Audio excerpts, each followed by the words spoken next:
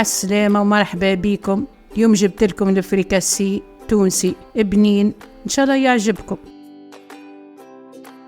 نبداو ساشي خميرة متاع خبز، حطوه في كيس ومعه مغرفة سكر وشوية ماء فاتر، ونحركوه ونغطيه ونخليه يتفاعل 5 دقايق هكاكا، وبعد تو نرجعوله.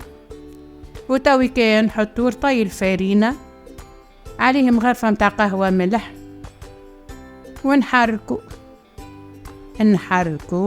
ونصبو عظمة. هاك العظمة هذيك نحلها في الفارينة. وتوي كي نجيو للخميرة نحركوها تو مليح ونصبوها على الفارينة ونحركو نخلطوها مليح.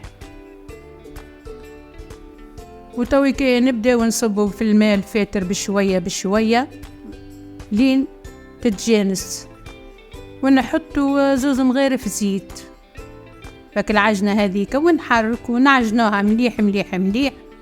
ما يلزمهاش تكون جارية برشا مش يابسة، بالطريقة هذه.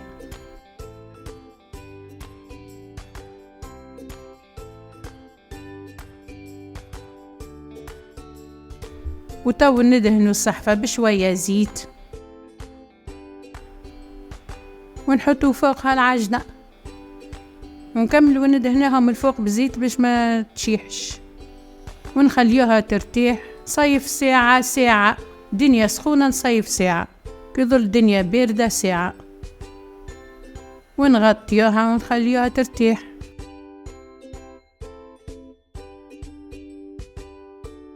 بعد ما ارتاحت نحيو الهواء اللي فيها ونحركوها شوية دقيقتين هكاكا، ونجيو نقصوها توي كي في 2، ونبداو باش نحلو. نحطو شوية فارينة من الفوق واللوطة هكاكا، ونبداو نحلو. ما نحطوش برشا فارينة،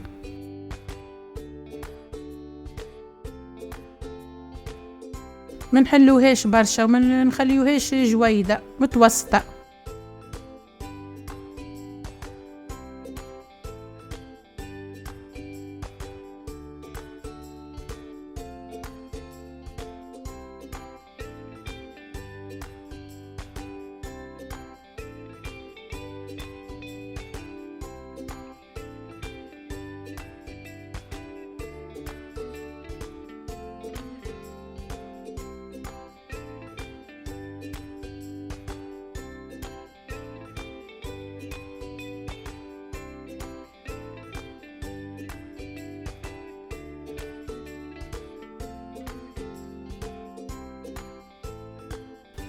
نغطيوها تو بمنديل اخرى، خليوها تزيد ترتاح ربع ساعة كيكة ونرجعولها.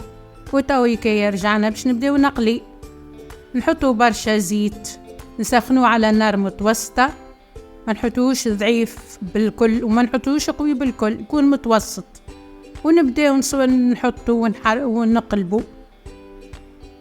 ونقلبو حتى لين تطيب الكعيبة.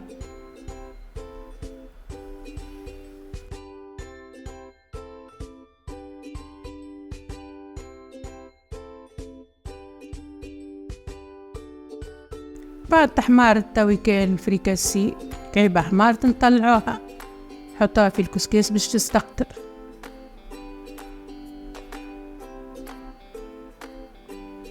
ونكملوا على الطريقة هذه الكل الفريكاسي.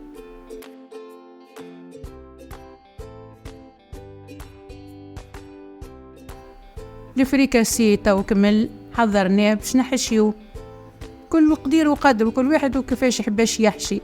نحطو له شوية تون وشوية هريسة وكعبتين زيتون وبطاطا مقلية، وما شاء الله جي في وسط الشوش. واو الفريكاسي يحضر ما شاء الله، وجربوه بنين برشا.